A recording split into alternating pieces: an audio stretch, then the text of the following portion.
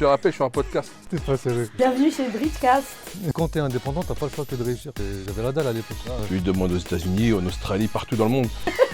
Ils m'ont sauté dessus, ils m'ont mordu. La communication, c'est bien, mais si derrière t'assures pas. T'as plus envie d'aller au travail avec la putain de boule au ventre. J'avais McDo et Z Kebab. Je connais des femmes entrepreneurs, pour moi c'est possible. Ils ont fini par devenir fous de coup. 1, 2, 3. Pourquoi on fait ça? Ouais, Moi, je grave. t'appelle chez moi, je te rappelle. Vas-y. Bienvenue chez Bridgecast, le premier podcast de Bridge Partners. Donc Bridge Partners, on va vous expliquer un peu plus en détail ce que c'est. L'idée du podcast, c'est justement d'avoir un espace d'échange sur des sujets sur lesquels on travaille au quotidien. Mais je vais laisser Raouf et Nabil expliquer un peu plus l'idée du podcast. D'où est venue l'idée du podcast? L'idée du podcast. D'où elle est venue, Raouf? En fait, l'idée Ça du va, podcast, oui. elle est venue autour. On était en soirée dans un premier temps. Et on se posait la question de comment en fait démocratiser la franchise. Parce qu'on voit beaucoup de choses sur les réseaux sociaux, beaucoup de faux témoignages, etc. Et on s'est dit, bon, on va repositionner l'église au milieu du village, comme on dit, et parler concrètement de la franchise à des gens qui ne s'y connaissent pas forcément, qui ne savent pas par où prendre ce projet-là, parce que c'est un projet qui prend à cœur beaucoup d'entrepreneurs aujourd'hui. Donc il y a beaucoup de personnes qui veulent se développer en franchise, qui se font accompagner aujourd'hui par des personnes forcément qui se disent experts entre guillemets. Et nous, l'idée, c'est de parler de nos vécus, de ce qu'on a vécu, des expériences aussi qu'on rencontre tous les jours avec les clients qu'on accompagne, et rentrer un peu plus dans le vif du sujet. Vraiment parler pas que du côté théorique, mais Ouais, vraiment c'est rentrer ça. dans la pratique et parler du terrain. Ouais, pas seulement la franchise, mais l'entrepreneuriat en général. C'est aussi la vie de l'entrepreneur, ses difficultés. On voit, nous, le beau côté, strass et paillettes, la boîte, elle marche, lui, il cartonne, lui, ceci, lui, cela, mais l'envers du décor, il est complètement différent. Et l'humain aussi, on voulait mettre en valeur l'humain dans ce podcast. C'est que derrière ces enseignes-là, il y a eu des grosses réussites, il y a aussi des, entre guillemets, j'aime pas appeler ça des échecs, mais c'est échecs. ouais, les gens appellent ça des échecs, mais pour moi, c'est pas des échecs, c'est des leçons. expériences de vie, des leçons de vie. Mettre en avant aussi, mettre en lumière ces personnes-là qui font la restauration et autres dans nos domaines aussi, le business qui est en France aujourd'hui, donc les mettre en valeur. Pour reprendre un petit peu ce que tu disais, quand tu parlais de l'humain, nous justement, c'est ce qui nous a aussi réunis, c'est ce côté humain qu'on a et qu'on a envie de mettre en avant. Et la valeur commune qu'on partage, c'est justement l'authenticité. À travers ce que vous avez dit aussi, je pense que l'authenticité, c'est la valeur qui ressort le plus et c'est celle qui nous rassemble, je pense. Et c'est ce qu'on a envie de mettre en avant justement, de tous ces sujets-là à travers un des podcasts. Donc voilà. Qu'est-ce que c'est Bridge Partner aujourd'hui? C'est justement une agence qui propose et du conseil et de la formation dans le domaine de la franchise, particulièrement dans le domaine de la restauration, mais on vise à s'étendre plus tard. Et pourquoi? Parce qu'on vient tous les trois de ces milieux-là. On a tous les trois des expériences significatives sur ces domaines-là et c'est justement pour ça qu'on s'est retrouvés et c'est un petit peu la genèse du projet. Mais c'est plutôt Nabil qui nous a rassemblés sur Ouais, ce parce projet-là que initialement. on a trois profils différents, mais qui se complètent parfaitement. C'est ce qui fait la force aujourd'hui de Bridge. Moi, je viens du terrain, j'ai été anciennement restaurateur, anciennement franchiseur, donc j'ai développé pas mal de restaurants à travers la France, mais aussi au Maroc. Aujourd'hui, j'ai la casquette d'entrepreneur dans le conseil et la formation. C'est des domaines que j'apprécie particulièrement. Raouf, qui est un expert dans le développement de la franchise, entre autres. Fadwa, qui est une experte dans la formation. Et la combinaison des trois, ça fait un bon smoothie. Toutes nos rêves tournent autour de la restauration. Ça se voit, non? De ouf. En réalité, ce que tu dis, c'est pas faux. On est aussi passionné, On est passionné. pas forcément de la restauration ni de la formation, mais de toute façon, je pense qu'on aura l'occasion d'en reparler. Mais restaurateur rime avec passionné. Et il y a souvent ce truc-là, Ouais, quand on parle avec mais- des franchisés et des Mais franchiseurs. Bridge Partners, pourquoi? Moi, l'idée, ça fait longtemps du conseil de la formation, c'est que durant tout mon parcours d'entrepreneur et quand j'ai développé ma franchise, il y a certains aspects de la franchise que je ne maîtrisais pas. Donc j'ai fait appel à des boîtes de conseil. C'est là où on s'est rencontrés, Et Nabil. c'est là où on s'est rencontrés il y a à plus de 10 l'époque. ans maintenant. Ouais, il y a plus de 10 ans maintenant. Ouais, il y a plus de 10 ans, on s'est Quand rencontrés. j'étais dans un cabinet de développement et de conseil de réseau de franchise. Ouais. Donc tu as fait appel à ce cabinet-là en C'est question pour t'aider un peu à t'accompagner dans le développement de ton concept. Et c'est à ce moment-là qu'on s'est rencontrés. On s'est rencontrés, après on a développé en franchise, on a élaboré pas mal de choses. Mais voilà, moi ce que je reprochais à ces cabinets, c'est le fait qu'ils n'aient pas la réalité du terrain. C'était beaucoup de chiffres, beaucoup de... Trop Des théorique. tableaux, Trop de théorie, ouais. C'est trop de théorie. Ouais, trop de théorie. des tableaux Trop de Excel. théorie, mais tu voyais qu'en fait, les galères dans lesquelles tu es, ils les connaissaient même pas en fait. Vous n'avez pas de solution concrète à t'apporter. Aucune solution. Ouais. Aucune solution.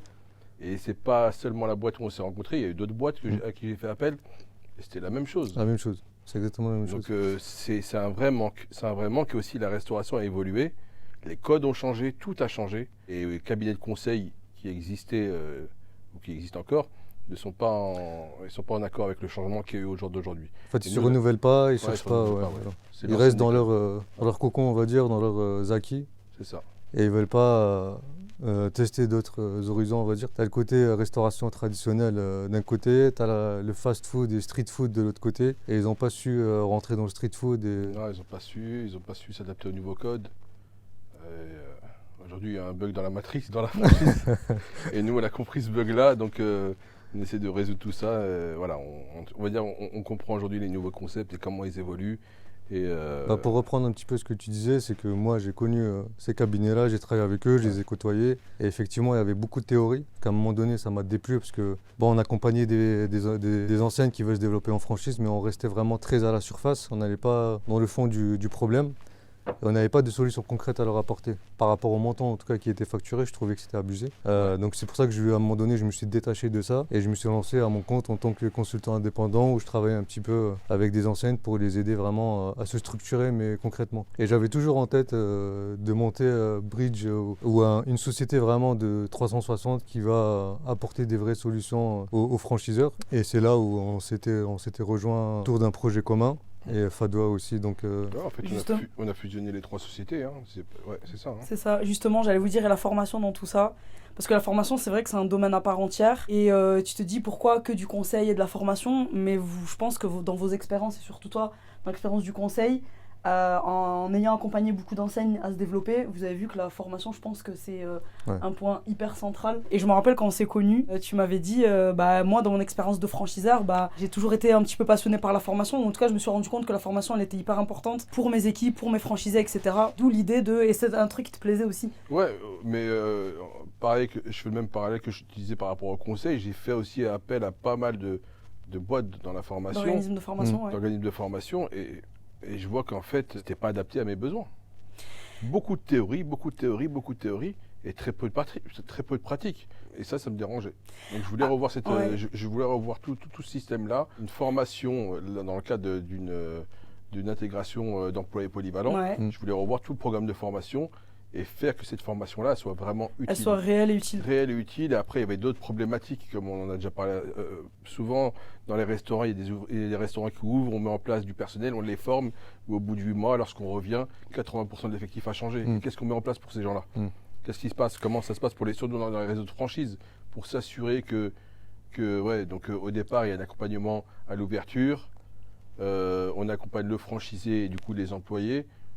Mais 8 mois après, on voit que le travail qui a été effectué, il n'existe plus parce que 80% de l'effectif a été renouvelé. Donc qu'est-ce qu'on fait à ce moment-là? Donc c'est là où si on intervient, on met en place toute la partie e-learning, etc. Des choses qui vont faire qu'on va mieux encadrer l'intégration des nouveaux salariés dans un restaurant. Après, je me permets de te couper sur la formation. Je pense qu'on aura l'occasion d'en rediscuter. Il y a beaucoup de choses à dire. Parce que ce qui est bien, c'est que ton témoignage, il est terrain, justement, c'est ce qu'on disait tout à l'heure. Ouais. Mais quand maintenant que tu fais de la formation et tu vois une autre réalité et que tu es du côté organisme de formation et que tu vois aussi d'autres choses que forcément un client, un restaurateur, un franchisé ne voit pas, tu vois les choses d'une autre manière aussi. Parce qu'un organisme de formation, c'est une structure, ça doit vivre, etc. Tu te rends compte dans la réalité des choses qu'il y a beaucoup de contraintes et tu es obligé de t'adapter, de garantir la qualité. Aujourd'hui, on le voit, c'est hyper important de garantir la qualité en formation et puis c'est très réglementé maintenant. Donc l'organisme de formation, il est un peu des fois pris au piège au milieu de tout ça. Et il doit s'adapter aux besoins du client, mais en même temps, il doit respecter des normes hyper strictes qui sont totalement légitimes d'ailleurs sur la qualité, justement ce qu'on disait. Et maintenant, je pense que tu dois avoir peut-être un regard, peut-être pas différent, mais justement, c'est intéressant parce que tu as vu le besoin que tu avais quand tu es restaurateur au quotidien et quand tu vois des problématiques comme le turnover, etc. Tu sais que c'est hyper important, mais maintenant que tu es aussi côté formation, tu vois que c'est clair. Et c'est ça qui est intéressant. Et on essaie de concilier le tout. Voilà, c'est ça. De faire une belle marmelade de tout ça. Et ça fait... on y arrive, on a trouvé des solutions aujourd'hui et tout le monde est content du résultat. Les restaurants aujourd'hui qui marchent le mieux, c'est ceux qui ont un personnel qui est bien formé. Et pour être bien formé, donc il faut être bien outillé, il faut avoir un bon support de formation, il faut être déjà structuré en interne, organisé, pour pouvoir justement transmettre ton savoir-faire à tes équipiers de la meilleure façon possible. Et ça, malheureusement, on le voit aujourd'hui dans des réseaux de franchise ou dans des enseignes des fois qu'on connaît. Il y a des réseaux de franchise qui existent qui ont 10, 15, 20 points de vente, mais leur plan de formation n'est pas structuré. Leur manuel, des fois, ils n'ont même pas de manuel de savoir-faire. Et tu mets le pied là-dedans, tu dis mais comment vous avez fait? Et quand tu vois justement, quand des fois on est amené, Nabil, à faire des audits dans des restaurants où les clients mystères, en fait, ce qu'on voit de l'extérieur n'est pas forcément ce qui reflète l'intérieur et la partie opérationnelle. Ouais. 2006. Réaufement, on était pas né. Non, c'est désolé. la date à laquelle... 2006? C'est qui 2006? Ils sont... C'est ma date, je crois. Ouais. Je crois. Hein. C'est passé quoi en 2006? Je crois. Hein. Je sais pas si c'est 2006, 2008. Je me suis fait attaquer par des singes en Thaïlande. Hein? Je me suis fait attaquer par des singes en Thaïlande en 2006. Au zoo de Phuket? Non, à Koh Phi Phi. Je te jure, je suis descendu d'un bateau, j'avais un sac de pain. Quoi? Ouais, j'avais un sac de pain comme un mongol. Laisse tomber. Mais c'est dangereux. Ouais, Il faut pas prendre de sac de j'avais pain. un sac de pain, T'es pas sérieux. je descends, et moi il a commencé à y avoir un singe. Il veut prendre le pain. Moi je commence à parler avec lui. Je fais attends, calme-toi, je vais t'en passer un. Il appelle ses potes. Ils m'ont encerclé, il y a un singe, j'ai commencé à crier ah, je sais pas quoi. Ils m'ont sauté dessus, ils m'ont mordu. Voilà. J'ai lâché douleur. Mais sinon en 2006 j'ai fait quoi? T'as lâché le Je sac? crois que c'est ma société de nettoyage, je crois. J'ai créé une société. Ah, société de nettoyage. Ouais, si, 2006, j'ai dû créer une société de nettoyage. Ouais, c'est la société de Ok. nettoyage. C'est quoi l'histoire? Ça, c'est intéressant. Société de nettoyage. Oh là là. Ah, mais ça remonte à loin. Après, on va revenir à. Mais J'avais créé. Moi, j'ai commencé. À la base, je suis de formation comptable. D'accord. Et en parallèle de la comptabilité, je faisais les marchés, moi, le week-end. Je vendais de la maroquinerie, des chaussures pour femmes, des bijoux fantaisie, etc. Tout Après, seul ou avec... Seul tout. Ah ouais, Je travaillais 7 sur 7. putain. Ah ouais. Du lundi au vendredi compta, après. T'avais quel âge enfin... 2006, j'étais jeune. J'avais 25 ans, je crois. C'est sûr que t'étais jeune en 2006. Ah ouais, j'étais là. Et non, après donc du coup, ouais, j'ai ouvert une boutique de prêt-à-porter, de carrément. maroquinerie, bijoux. Argenteuil. À Argenteuil, ouais. Ouais, ça n'a pas marché. Ah, laisse tomber. pour quelle raison? C'était tes premières expériences dans l'entrepreneuriat? Dans l'entrepreneuriat, ouais. C'était ça. La boutique, c'est la première expérience. Tu sais, je te dis, c'était. C'est une expérience. Hein. J'ai ouvert 2 mois après. Il y a un restaurant, une boutique d'Asiat qui a ouvert juste en face de moi. Les mecs, ils étaient grossistes et revendeurs. Ça, ils m'ont défoncé. Au niveau du prix, je pouvais pas. C'est ce qu'ils font aujourd'hui, les pouvais concepts pas de tester. poulet qui se mettent. Je pouvais pas qui tester. cassent le marché. Donc ça n'a pas marché. J'ai vraiment galéré. Hein. J'ai tout perdu. Ah là, ça y est, j'ai tout perdu. J'avais plus rien, plus d'oseille. T'as arrêté les marchés, t'avais arrêté pour la boutique, Ouais. et c'était ta première expérience donc, dans l'entrepreneuriat. Ouais. Et c'est quoi Comment t'as rebondi ça t'a de ça pas. Il Comment t'as y avait deux rebondi? solutions. Soit je revenais comptable, mais ça y est, Ouais. je m'étais fait piquer par l'entrepreneuriat. Ouais. Ouais. Soit après, moi j'ai toujours été. Même si je tombe, je me relève toujours. C'est dans mon mental. Ouais. J'ai vu un mec qui se baladait. Il avait un seau. Et un balai. Je fais, c'est quoi ça? C'est du Le mec, je ménage. vois, je fais, il fait du ménage lui. C'est bon, moi j'ai pas d'oseille. Ça coûte rien, je vais acheter un balai, je vais acheter. Mais ça y est, je me lance dans le nettoyage, je connaissais rien. J'avais pas d'oseille pour faire des formations, j'avais rien. Ah ouais. J'appelle mon frère, je lui en parle. Il faut un habit, il est là, tu te lances dans les trucs, tu connais rien. S'il te plaît, vas-y, aide-moi. Et lui, il m'a aidé à l'époque en 2006. Hein. Ouais. Il n'y avait pas Internet, c'était Internet. Ouais. Dans le milieu du nettoyage, c'était du bouche à oreille, c'était que ça. Donc lui, il m'a fait un site Internet. Il m'a fait site Internet et première page de Google, première position. Ah ouais, référencement. Top. Magnifique. Et les mecs, ils m'appellent, Hôtel Ibis, Boulangerie Paul. Ah ouais. Oui, bonjour, on va faire de la cristallisation. Je fais, qu'est-ce qu'il me raconte celui-là? Cristallisation de marbre, shampouinage moquette. Je connaissais rien, moi je pensais que T'avais juste un balai. Il avait une serpillère et un balai. Je fais, qu'est-ce qu'il me raconte celui-là? Mais en parallèle, j'avais des demandes de sous-traitants Ouais. qui me demandaient d'être sous-traitant parce qu'ils D'accord. pensaient que j'avais une grosse structure. Et moi, il fallait que je joue la comédie. Je n'allais pas dire je suis tout seul. Donc les sous-traitants, je leur disais allez me faire un devis chez Hôtel Ibis là-bas. Donc ils me faisaient le devis, je faisais ma petite marge. Et comme je n'avais pas d'argent pour faire des formations, donc j'allais me former avec eux.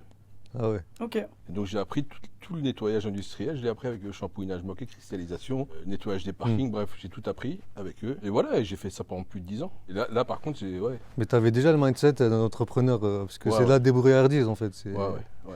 Vas-y, j'ai des problèmes, comment je fais pour trouver des solutions, comment je vais m'en sortir. Ouais. Et c'est ça le Tu mindset sais au fond de d'un. toi que tu vas t'en sortir. un Non, entre- je sais que En fait, j'ai- t'as pas le choix. T'as pas le choix. C'est quand t'as pas le choix, t'es obligé. Et ça, c'est un de mes potes, je lui fais une dédicace. Il s'appelle Yacine Bouzrou, Maître Bouzrou, s'il me regarde. Et lui, on avait une discussion. Il fait Nabil, il y a deux styles d'entrepreneurs, on va dire. Il y a les génies, c'est Bill Gates, etc. Et il y a les vrais entrepreneurs. Les entrepreneurs, c'est genre Samsung. Des mecs qui sont capables de reproduire un truc et ouais, ils te le subliment. Il fait, toi, t'es un style d'entrepreneur. Et ça, c'était à l'époque où je voulais créer Brothers. On en reparlera après. Il m'a été super utile, Yacine. Il m'a donné beaucoup de conseils, ce gars-là. Tout à l'heure, quand on parlait en introduction, on présentait Bridge. Bridge, en gros, c'était le résultat de nos expériences à tous les trois. Et on parlait aussi d'authenticité. C'est justement quand on parle de nos parcours, et c'est plus ou moins ce qu'on vend, l'authenticité. C'est quand on entend des histoires de parcours comme ça, justement, que les personnes qui vont écouter ce podcast vont se dire, en fait, le projet il vient vraiment de loin au final. Même si on s'est rencontrés tous les trois il n'y a pas longtemps, mais justement, nos histoires elles sont authentiques. C'est quoi, on va le voir. C'est quoi ton histoire? Mon histoire, j'attends ma date, moi. On est encore sur 2006. Moi, chaque année, j'ai 2006, une histoire, j'étais moi. en BEP en 2006. Je sais même pas où j'étais. BEP comptabilité. 2013. 2013. Ah, 2013, c'est encore moi, ça, je crois, non? Je savais pas, moi. Je sais pas, 2013. Ah, 2013, moi, je sais qu'il y a eu des Non, non. trucs. 2013, ça a été le début du projet Brothers. Ah, Ah ouais, Ah, 2013. Ouais. c'est quoi la Allez. genèse? C'est quoi la Dis-nous, genèse parce que de Brothers, Ah, Brothers? mais justement, moi, je suis un ouf, moi. Comment t'es arrivé à Moi, Brothers? aux yeux de mes frères, je suis un rêveur. Donc, j'avais encore la société de nettoyage à l'époque. Mhm. Et Ok. nous, en famille, on kiffait les crêpes. On a toujours kiffé les crêpes depuis qu'on est jeune. Et je sais pas, je voulais faire des crêpes.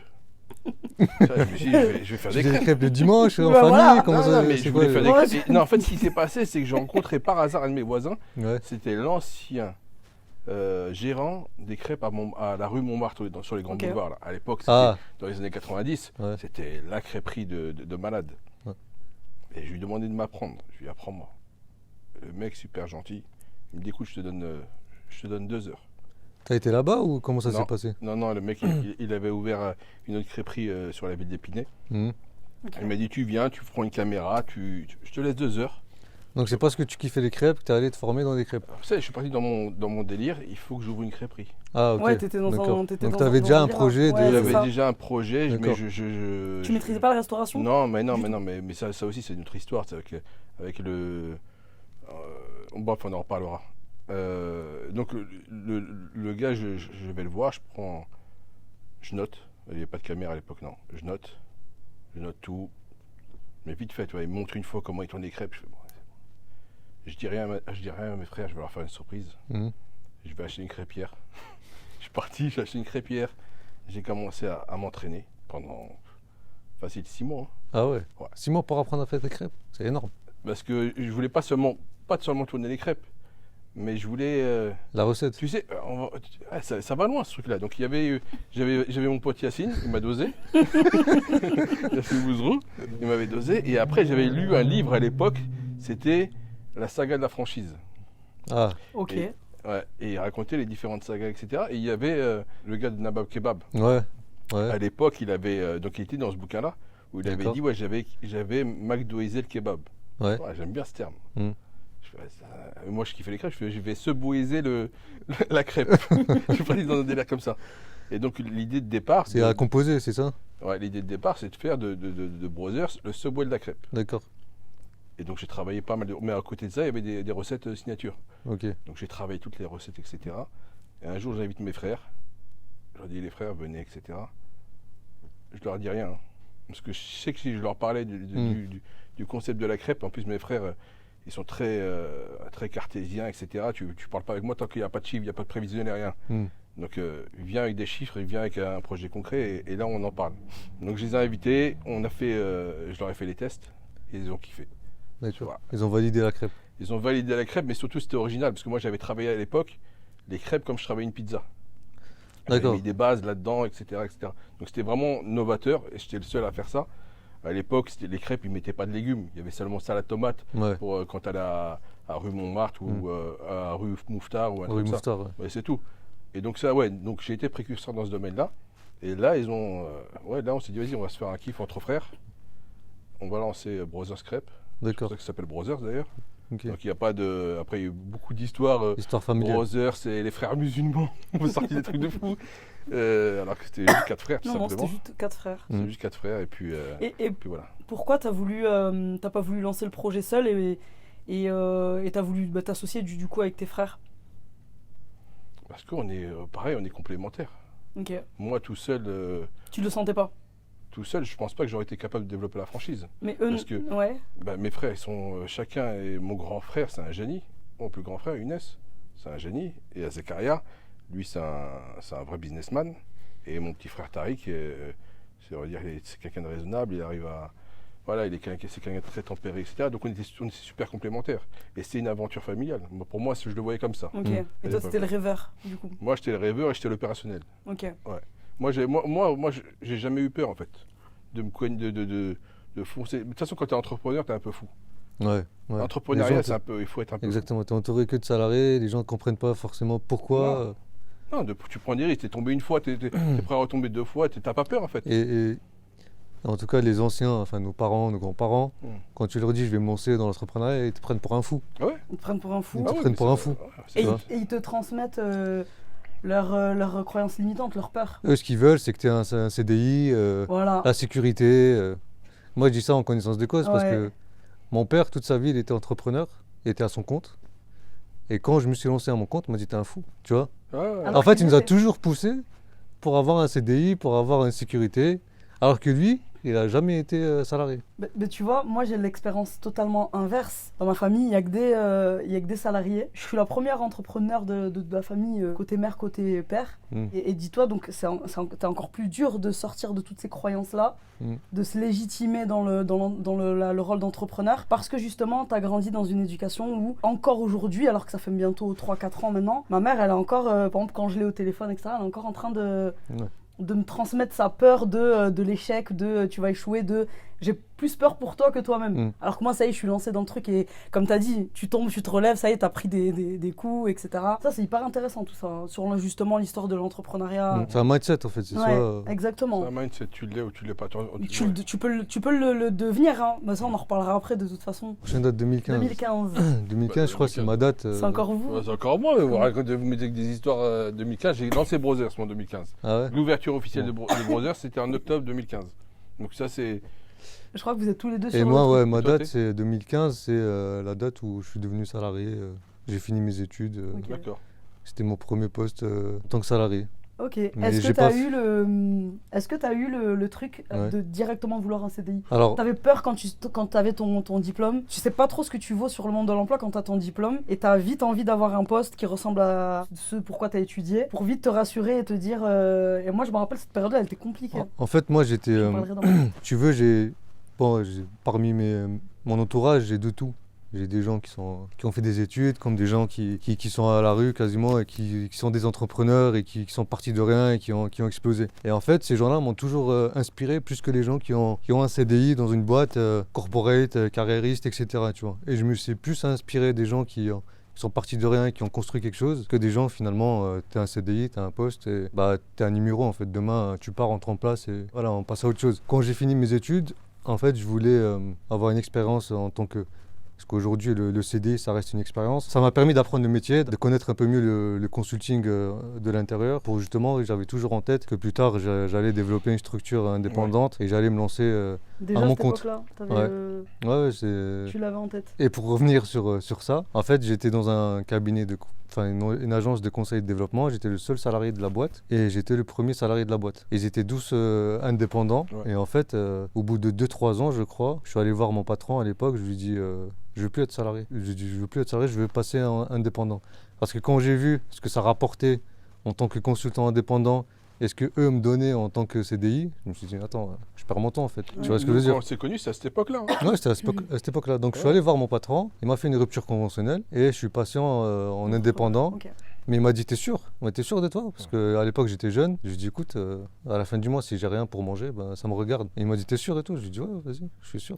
Et en fait, il m'a fait je suis passé en tant que consultant indépendant. Et quand t'es indépendant, t'as pas le choix que de réussir. Donc en fait, j'avais la dalle à l'époque. Ouais. Et je me rappelle, on a fait un. On Toi, faisait tout. En plus, toi, t'es arrivé à l'époque où il y avait Otakos qui Ouais, c'est ça. commençait à exploser. Ouais, c'est ça. Exactement. C'était vraiment, c'est le début de la franchise, on va dire, Mm. dans le street food, etc., où ça s'était démocratisé. Et je me rappelle à l'époque, on faisait des conventions annuelles et on présentait en fait les chiffres, les consultants qui ont en plus signé de missions, etc. J'étais classé deuxième sur une quinzaine de consultants. Tu vois. Et en plus, c'était pas n'importe quelle boîte. Hein. À l'époque, c'était la référence. C'était la référence à l'époque. Ouais. Mais en fait, quand t'as pas le choix, tu vas aller chercher ton pain, tu vois. Et voilà. C'est bien. C'est quel master que tu as fait? Moi, j'ai fait un master 2 vraiment spécialisé dans la franchise. C'était à l'université de Haute-Alsace, à Colmar. Ok. J'habitais à Strasbourg.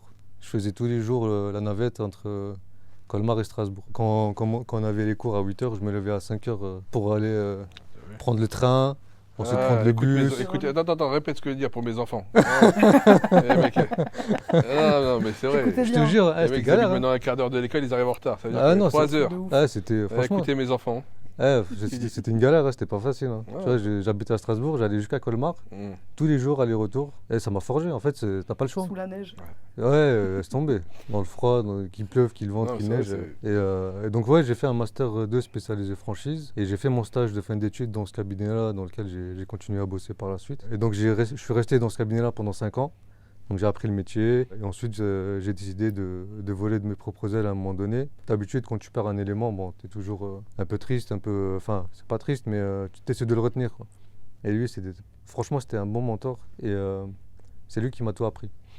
Je l'ai connu, ouais, c'était bien. Et franchement c'est une personne qui est très humaine et si je suis resté autant dans cette boîte c'était grâce à lui. Ouais.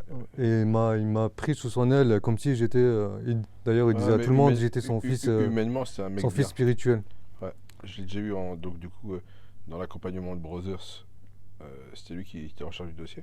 Exactement. Donc j'ai beaucoup apprécié cette personne. C'est un mec bien, ouais. Humainement parlant, franchement, j'ai beaucoup apprécié, j'ai beaucoup aimé le fait de travailler avec lui, j'ai beaucoup appris de lui. Tu vas jamais trouver une personne qui va te dire du mal de lui ou quoi que ce soit. Tu vois. L'humain avant tout, et c'est ce qu'on transmet aujourd'hui dans Bridge aussi. C'est ça.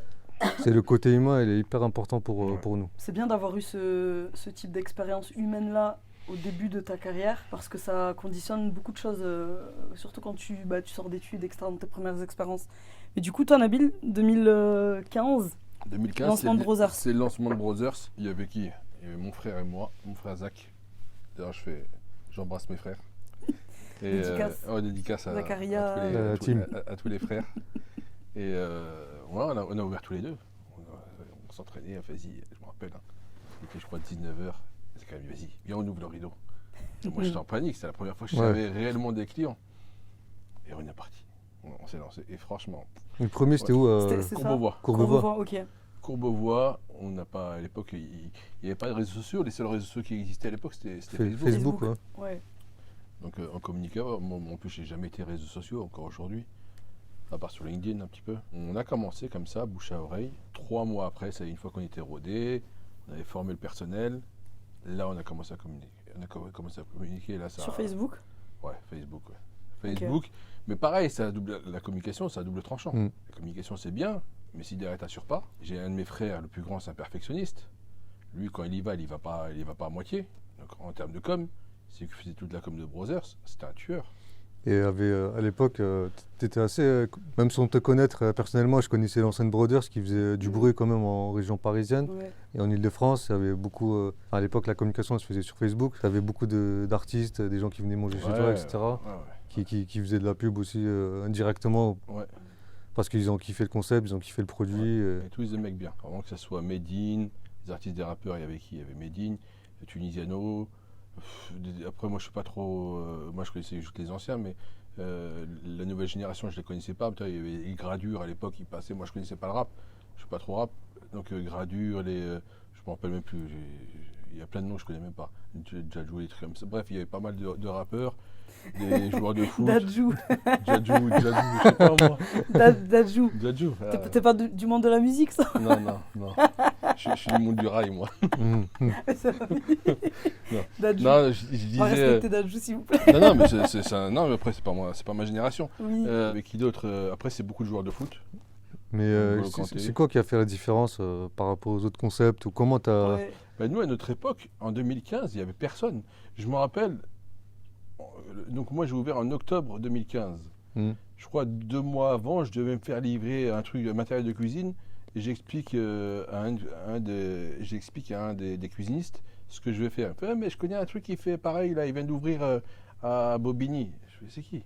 Il fait Fête à crêpes. Fête à crêpes, ouais. Je fais, ok, donc ça existe. Il fait, ouais. J'y vais directement. Je rencontre le gars à l'époque qui s'appelait Radouane, super gentil, un mec en or. Donc on parle, etc. Je lui explique, ouais, ben, je joue ce concept. On a eu quelques mois d'intervalle après la même idée, même si moi c'était pas exactement pareil. Lui était sur la personnalisation pure. Bref, donc après j'ai ouvert en octobre, donc on était 2. Il y avait Fête à crêpes et moi. Il y avait un autre gars avant, c'était sucré salé, mais lui était spécialisé que dans le sucré avec ses Milka, choco bonbons et trucs comme ça. Et donc de 2015, après c'est parti loin après, à partir de début 2016, là on a eu pour moi c'est des trucs que j'ai découvert le monde de la franchise, de la restauration, mais pas de la franchise c'est encore une autre étape, mais de la restauration où je vois les gens qui viennent fouiller tes poubelles. Ils veulent voir qu'est-ce que tu es sur le produit.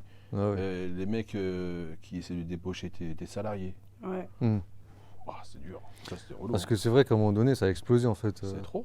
Il y avait trop de concurrents, trop de... Ah ouais, on était victime de... Ouais, non, ça a cartonné. Et tout le monde se copiait les uns les autres, ils essayaient tous de... Le truc, c'est quoi? C'est que c'était... Le concept en lui-même, il avait l'air extérieurement facile. Les gens, ils viennent, ils entendent des mecs qui venaient de Lille, de je sais pas, de Belgique. Ils venaient... Ouais, attends, c'est quoi? C'est ce petit magasin-là qui fait autant de bruit? Tu avais combien de mètres carrés? J'avais 15 mètres carrés. Combien de chiffre 15 d'affaires? mètres carrés. Nous, on a fait 1,2 million. Incroyable. Ouais. Incroyable. C'est une machine de guerre. T'avais même, je crois, un article dans les États-Unis, non? Un truc comme ça. Ouais. Les Américains. Les Américains. Il y avait Vice. Il y avait, je me rappelle même plus. Ouais, des Américains. Bref, il y avait des Américains qui étaient venus. J'avais beaucoup d'Anglais qui venaient, même des Américains. Il y avait, ça avait fait du bruit. Et du coup, les gens, ils pensaient que c'était accessible. Et du coup, tellement qu'ils pensaient que c'était accessible, entre 2015 et 2017, il y a plus de 100 enseignes de crêpes qui sont nées. Ah ouais, cannibalisation. Abusé. Et les mecs, ils ont foutu le bordel. Ouais. Vas-y, ils t'ont mis des crêpes à je sais pas quoi, à toutes les sauces. À toutes les sauces. Des crêpes de fou. Et ils ont malheureusement sali l'image de la crêpe fast-food. Alors qu'il y avait, c'était un bête de concept. C'était un bête de concept et l'image de la crêpe, elle s'est très vite dégradée. Ouais.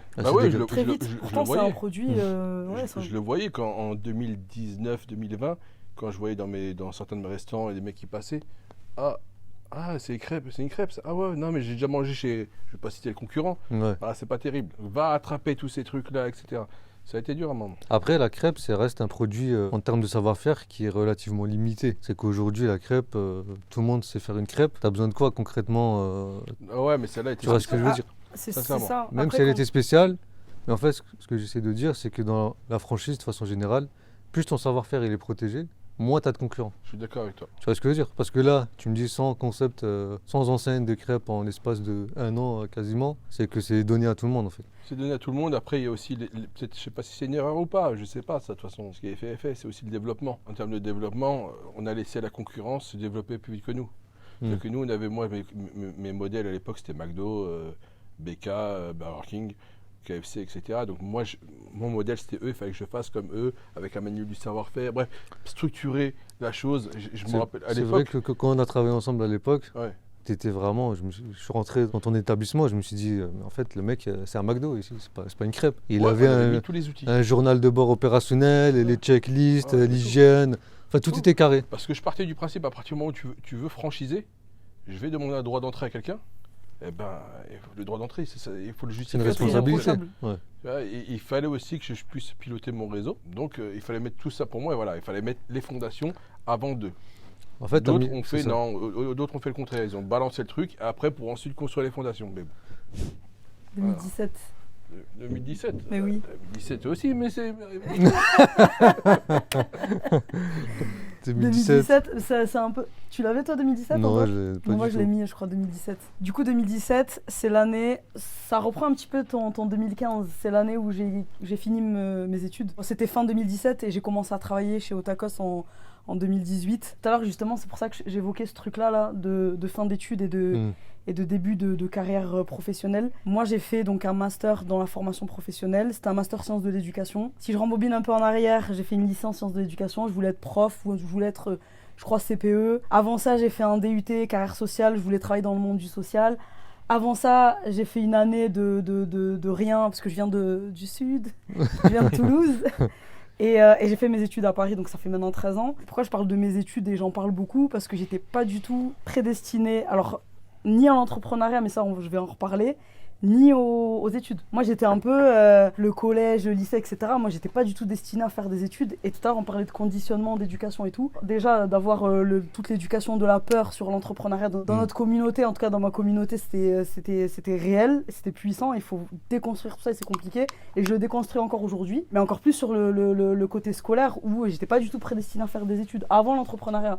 Donc déjà, être arrivé aujourd'hui en entrepreneuriat, c'est un truc de ouf pour moi et je le réalise pas encore parce que je viens de loin, pas je viens de loin en termes, j'ai pas vécu des trucs de ouf, mais sur mon parcours, j'étais pas du tout destinée à ça. Et comme je disais tout à l'heure, j'ai pas du tout d'entrepreneurs dans la famille, je viens du sud. C'est vrai qu'en région parisienne, t'as plus souvent il y a plus de gens qui sont précurseurs dans l'entrepreneuriat, en tout cas à cette époque-là. J'ai jamais rêvé d'entreprendre, et même les études, j'y suis arrivée parce que justement, on mettait pas la pression à la maison par rapport à l'école parce que pour ma mère, mon père, c'était fichu pour moi. Non, ça, ils savaient pas. Et du coup, c'est l'aîné de la famille, donc ma grande sœur, sur qui on a mis la pression scolaire. Et du coup, donc moi, j'étais un peu libre et j'avais aucune pression. Et du coup, j'ai réussi comme ça, sans pression. Et aujourd'hui encore, j'ai l'impression que j'ai réussi parce qu'on m'attend pas, en fait.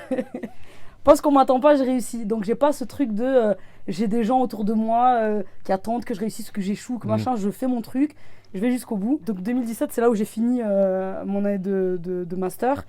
Et donc dans la formation, et donc j'ai directement, moi j'avais toujours ce truc d'illégitimité, et donc de me dire, il faut que vite que je trouve un travail qui a un lien avec mes études pour tenir le truc. J'ai un peu le truc du syndrome de l'imposteur où tu dis, t'as réussi un truc parce que t'as eu de la chance. Et donc la suite derrière, forcément ça va être un échec. Donc j'étais vite en mode, il faut que je trouve un taf, Et j'ai trouvé un taf chez Otakos. C'était de la restauration et j'ai beaucoup, moi, quand j'ai fait mes études, travaillé dans la restauration.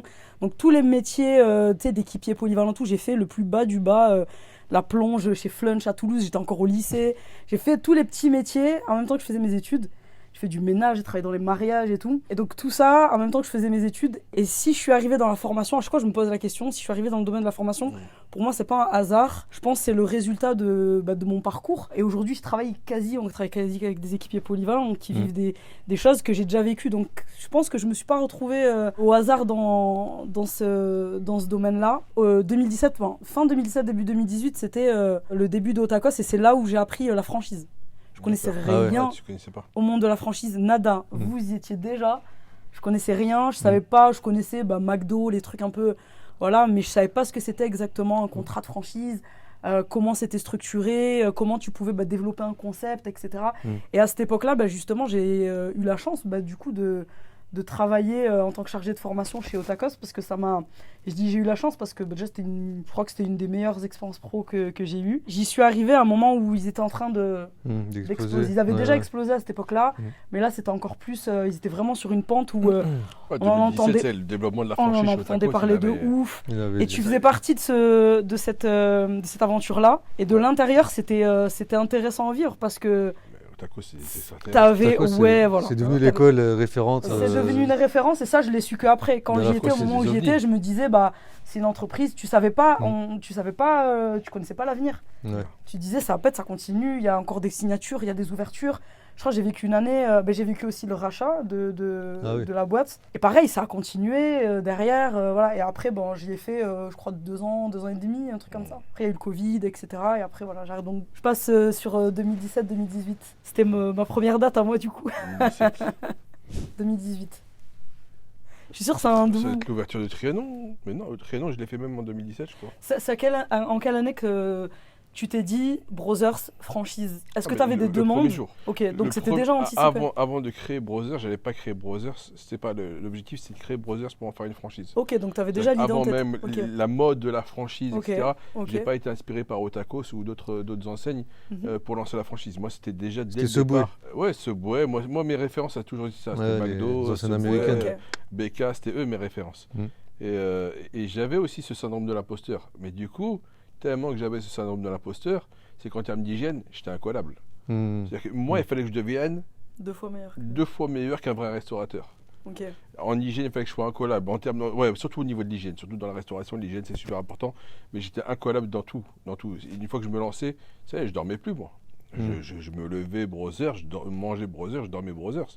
C'est du H24. Et donc c'était dans le projet de développer une franchise. Donc l'étape numéro 1, c'était Courbevoie, banlieue parisienne. Donc on a touché vraiment toute la banlieue et même au-delà de la banlieue. Ensuite, pour la franchise, il fallait dupliquer le concept et faire nous, l'idée, c'était de voir est-ce que c'était un concept de banlieue ou bien ça pouvait toucher toute la population, diverses et variées. C'est pour ça qu'on a ouvert au Sacré-Cœur. Sacré-Cœur, Ok. c'est un milieu touristique, il y a Ouais. de toutes les nationalités. Ouais. Et ça a été le jackpot. Sacré-Cœur, c'était le jackpot parce que tous les objectifs qu'on s'était fixés, eh ben, on a réussi à les atteindre. plus les mots. Les Ah, les concrétiser? atteindre. Ouais, les atteindre.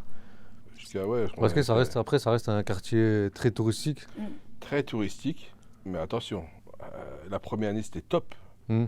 Après, il y a eu les histoires des gilets jaunes, hop. Ouais, c'est vrai. Tous les samedis c'était mort. Ouais. Après, il y a eu le Covid. Ouais. Non, il y a eu la grève des transports. C'est vrai. c'est vrai. Ils ont T'as pris explosé. l'année. Ils ont explosé tout le mois de décembre où on devait faire une augmentation du chiffre d'affaires avec les fêtes de Noël, etc.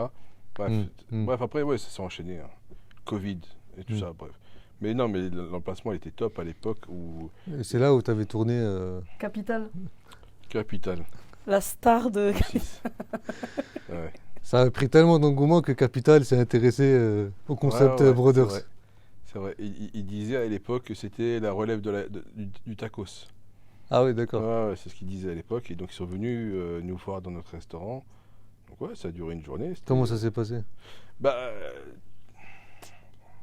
Laisse tomber. Si c'était à refaire, je ne le referais pas.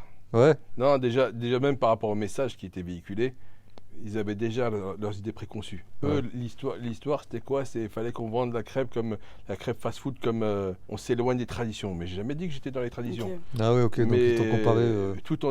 tout en faisant passer le message que c'était moins quali, alors que c'était pas vrai. Tout en faisant passer le message que c'était moins quali et que la marge, en gros, on se gavait, alors que c'est pas vrai. Au contraire, oui. par rapport aux crêpes traditionnelles, on avait moins de marge parce que, bref, ils ont donné cette image-là, mais malgré ça, ça a été du buzz quand même. Tu vois, on a eu des demandes au Maroc, un peu partout dans le monde. Hein. Ouais. J'ai eu des demandes aux États-Unis, en Australie, partout dans le monde.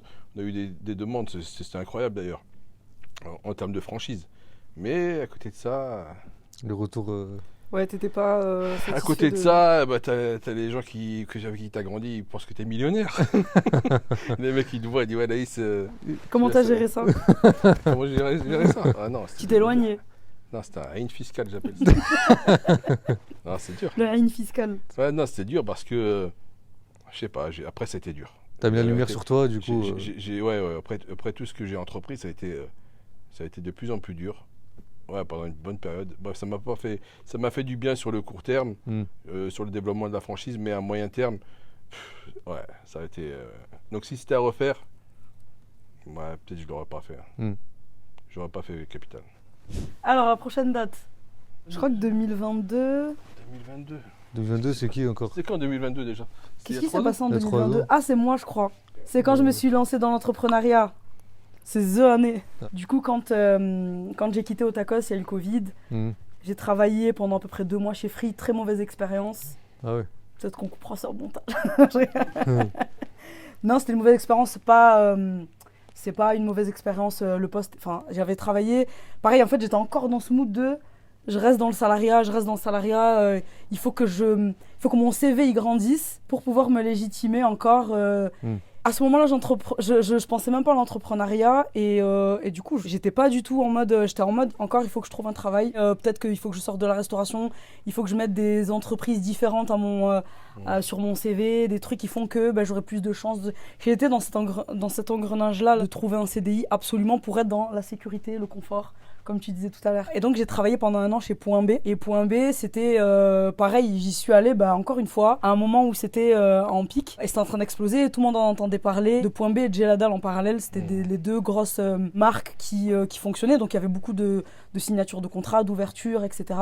Et là-bas, du coup, j'étais encore chargé de formation, responsable de formation, ouais, j'avais un peu plus de responsabilité que chez Otakos. Pareil, c'était une très bonne expérience. J'y ai fait à peu près 1 an. Au bout d'1 an, ça y est, je commençais à me dire, faudrait que tu sois entrepreneur ou faudrait que tu te lances à ton compte parce que ça y est, je commençais à me dire que le salariat, c'était pas fait pour moi. Après, j'ai ce truc aussi, c'est paradoxal parce que j'ai le syndrome de l'imposteur où je me dis, je me légitime pas à faire les choses, mais en même temps, je l'ai fait et je fonce avec la peur au ventre, mais j'y vais quand même. Et c'est exactement ce que j'ai fait. Je connaissais rien. Pareil, et j'avais des copines qui s'étaient lancées dans leur business à cette époque-là. Du coup, tu commençais à avoir des modèles auxquels tu t'identifiais. Et puis, elle m'avait appris des choses, etc. Donc, j'étais en train de me dire, je pars de chez Point B, je fais quoi, machin, nanana. J'avais quand même un petit réseau dans les franchises avec lesquelles j'avais pu travailler dans les expériences en tant que salarié. Et du coup, je me suis dit, autant créer mon centre de formation toute seule. Et donc, c'est ce que j'ai fait. 2022, du coup. 2022, ouais, début 2022. Tu dis c'est un nombre de l'imposteur, nous on s'est rencontrés en 2023. Ouais, fin 2022. Fin 2022, ouais. Fin 2022. Le référentiel Calliope, tu le maîtrisais au bout des doigts. C'est ça le problème, c'est que quand tu as ce syndrome de l'imposteur, du coup tu te mets... tu te sous-estimes. Tu te mets tellement la pression. Il faut que tu sois meilleur que les meilleurs. C'est ce qui te permet de te rassurer un petit peu. Mais quand je l'ai rencontré, le référentiel, elle connaissait par cœur. Il y avait ça, il y avait... ça faisait un petit... j'avais passé mon Calliope toute seule, j'avais tout passé...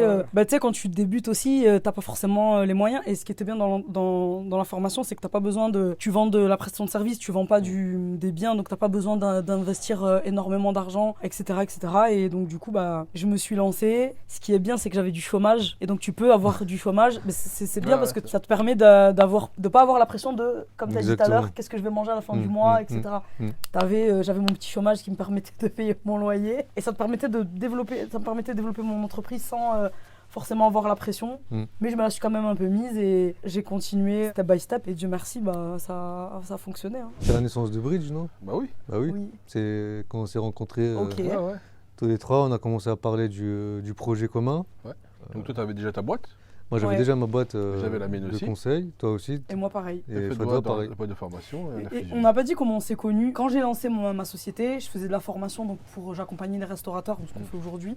J'accompagnais les restaurateurs dans leurs ouvertures de restaurants en faisant de la formation d'intégration. Et à côté, je m'étais dit, je maîtrise quand même bien le Calliope et j'avais créé ma société toute seule. Et cet exercice-là, en fait, il a été hyper instructif pour moi. Et du coup, je me suis dit, pourquoi j'en ferais pas du conseil? Et donc, du coup, je me suis lancée dans le conseil. Mais t'étais le premier client conseil que j'ai eu, un des rares, j'en ai pas eu énormément. C'était, je m'étais dit, je mets ça en plus. Tu sais, quand t'es entrepreneur au début, quand t'es seul en plus, tu dis, on vend, vas-y, attends, je rajoute ça à mon catalogue de trucs, machin. C'est comme ça qu'on s'est connus. Parce que tu voulais te lancer dans la formation pour aussi. m'aider dans la et à cette époque-là, tu parlais déjà de conseil. Le conseil, j'avais commencé aussi. Je veux grave me former sur la formation, mais je veux aussi faire du conseil parce que je suis passionné, parce que j'ai envie d'apprendre, parce que j'ai une expérience, etc. Ouais, ça faisait partie de mon métier. C'est-à-dire que moi, j'ai développé la franchise, mais dans ce que j'aimais le plus dans la franchise, c'est la transmission du savoir-faire, aussi la mise en place des process, etc. Donc tous ces trucs-là, c'était ma passion, moi j'ai kiffé. Donc la formation, on faisait partie, la transmission, on faisait partie. Et c'est pour ça que j'avais fait appel à toi via l'intermédiaire qu'on ait d'une connaissance en commun. Je t'ai connu par rapport à ça et après, on s'est super bien entendu. Et ça, le destin a fait qu'on s'est associés. Mais du coup, c'est Nabil qui nous a réunis. Du coup, Mais on se connaît. Alors voilà, on se connaissait aussi avec Raouf. En fait, dans ce milieu, tout le monde se connaît plus ou moins. C'est un petit milieu. Le réseau est important. La restauration, la street food, etc. Donc on se connaissait via Chicken Street. Pour la petite histoire, dédicace à Chicken Street. Moi aussi, je leur fais une dédicace. Moi aussi, dédicace du coup, même si je ne les connais pas personnellement. Moi, c'est la soirée de dédicace. Ouais, on s'était rencontrés là-bas. Ouais.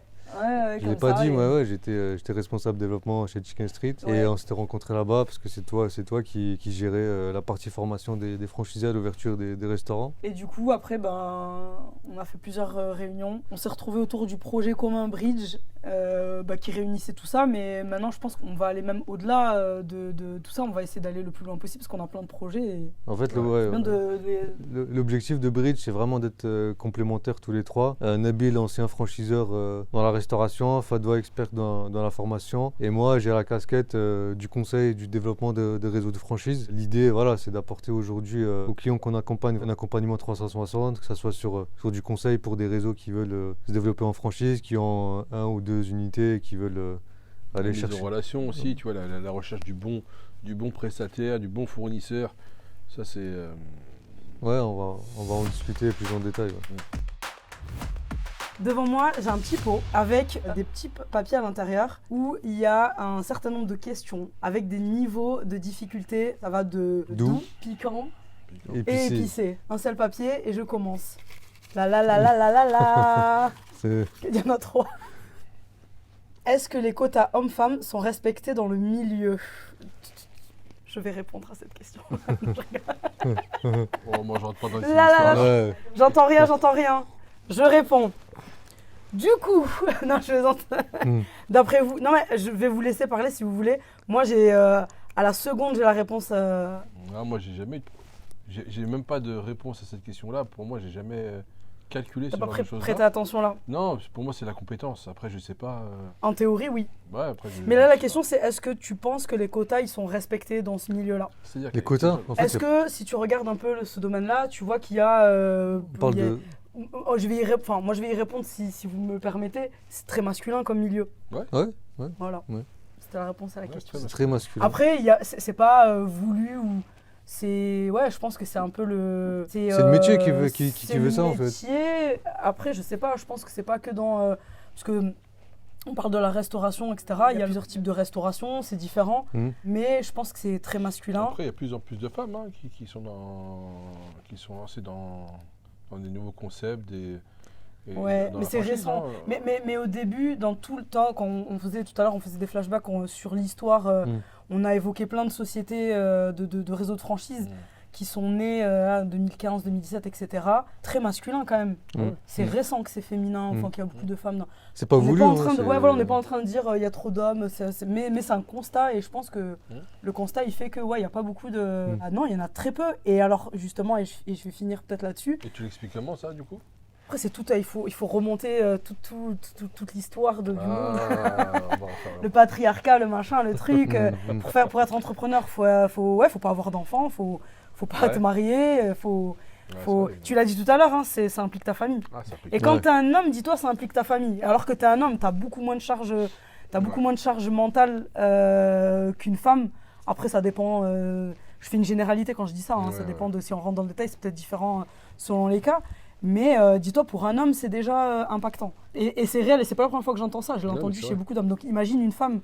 Et je connais des femmes entrepreneurs qui ont des vies de famille et ça se passe très bien. Donc pour moi, c'est possible. On en reparlera dans un futur épisode sur l'entrepreneuriat féminin. Non, mais cette question-là, elle est intéressante. Allez, 1, 2, 3.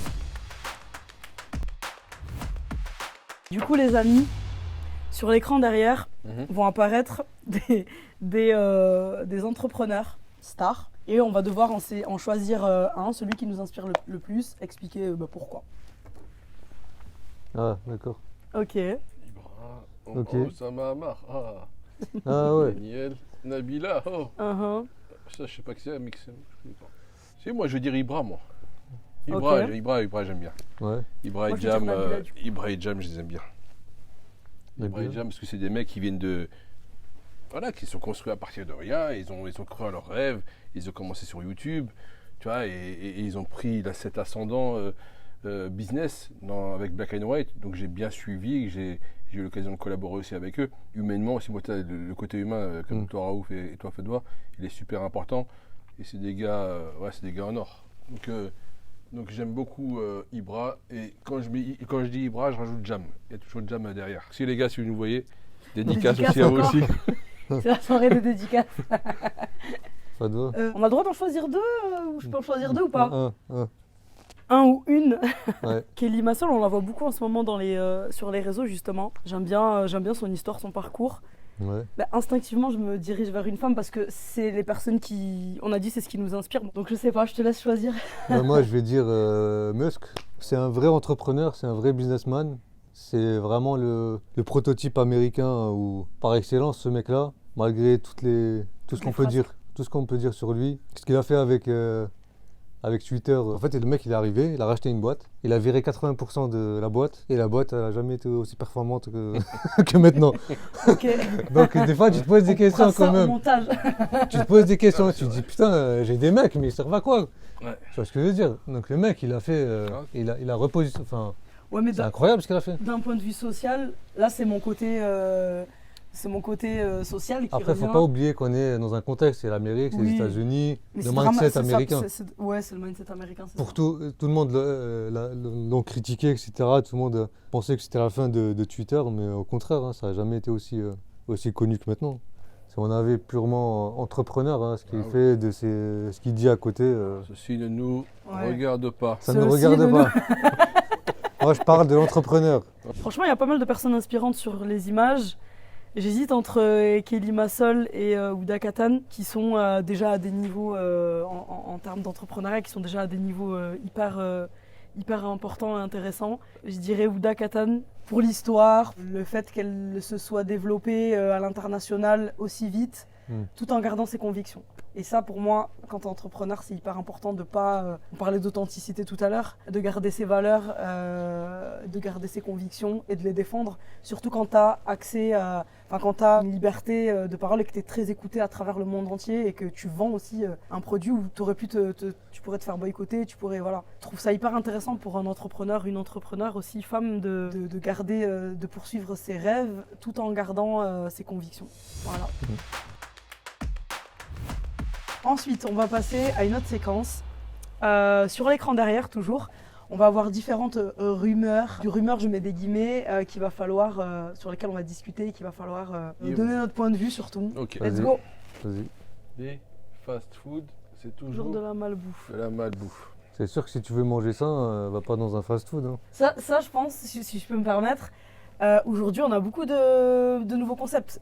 Il y a tellement de restaurants aujourd'hui qui poussent sur tous les coins de rue. Il y a de plus en plus de concepts où justement on prend en compte le fait que historiquement, ce qu'on trouve dans les fast-foods, c'est de la malbouffe et il y a des fast-foods healthy. Moi, je confirme que Ils sont c'est de la très malbouffe. Hein. Ah ouais, Ouais, je même confirme. healthy, Non, mais attends, même les là, trucs c'est- VG et C'est tout quoi là. que t'appelles Pokawa.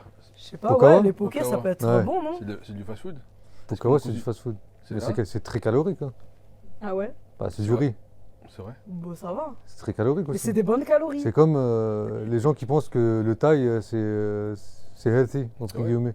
C'est très calorique Pour le moi, thaï. c'est healthy. Et dans tous les plats thaï, il y a du sucre. Hein. Ils rajoutent du sucre Oula. pour donner un goût.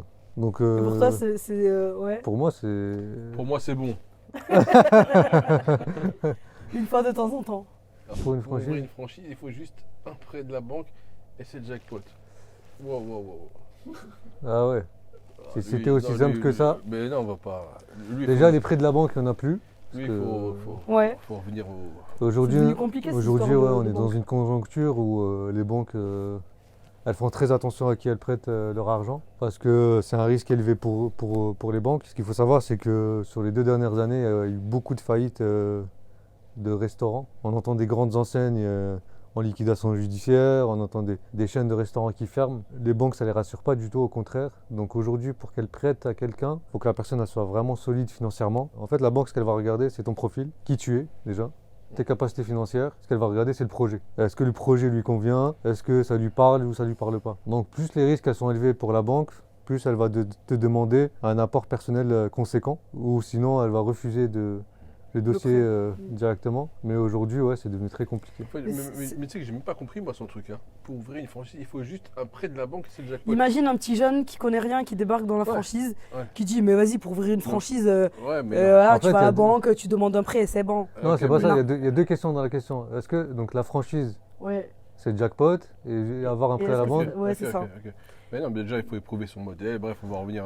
Si on doit revenir sur tout En fait, tout le process, il faut... la franchise, Ouais. c'est pas une solution miracle. C'est, Bah oui. tu restes avant tout, la personne, elle reste avant tout indépendante. Il y a des McDo qui ferment comme il y a des kebabs qui ferment. Ça veut rien Ah, dire. donc le mec, il veut devenir franchisé, là. Ouais. Ah, moi, je suis parti dans un délire où je pensais qu'il voulait créer un concept. Non, Ah, Non. ok. Non, Genre, mais non. en gros, l'idée, c'est Donc, que je voilà, derrière ce tweet, c'est que c'est facile aujourd'hui, etc. Et justement, par rapport aux banques, c'est récent un petit peu ce truc de cette c'est conjoncture ouais, depuis, bancaire. Il y a encore quelques années, c'était un peu plus simple que. depuis 2 Pareil, ans. ouais, donc C'est depuis à peu pour près ouvrir 2 une ans. franchise, pareil, il faut qu'il sélectionne la bonne franchise. Ça, c'est très On a vu un important. Voilà, sondage. c'est pas tout à forcément l'heure. le jackpot, hein. Aujourd'hui, il y a beaucoup de gens qui se dirigent vers une franchise juste à travers la com. Ah non, mes amis, c'est pas comme ça que ça se passe. Il y a beaucoup de gens qui te mettent des paillettes dans les yeux, mais quand tu creuses, il n'y a pas de structure. Ouais. Donc, avant de vous franchiser, choisissez bien votre franchise.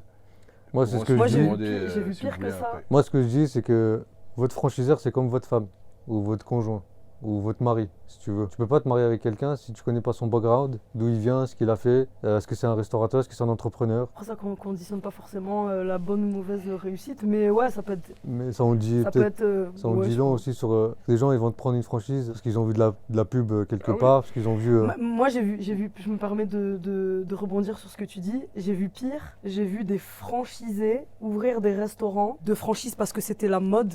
Je dis la mode, je mets des guillemets parce que c'était, comme tu as dit, la com, c'était la franchise du moment.